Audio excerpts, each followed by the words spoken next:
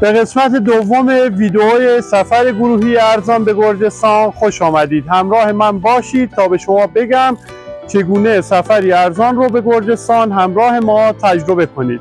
تورهای گروهی ما به کشور گرجستان ماهیانه 1 تا 2 بار از گروه‌های 10 نفره به بالا با لیدر همراه از خود ایران که تا آخر سفر همراه شما هست و در طول سفر راهنمایی‌های لازم رو به شما خواهد داشت انجام میشه.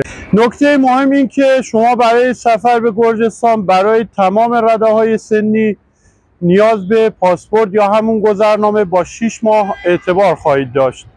خوشبختانه برای ما ایرانی‌ها کشور گرجستان نیاز به ویزا نداره و این نکته سفر به گرجستان رو راحت کرده. پروازها هم به صورت مستقیم به فرودگاه‌های تفلیس و باتومی از تهران انجام میشه.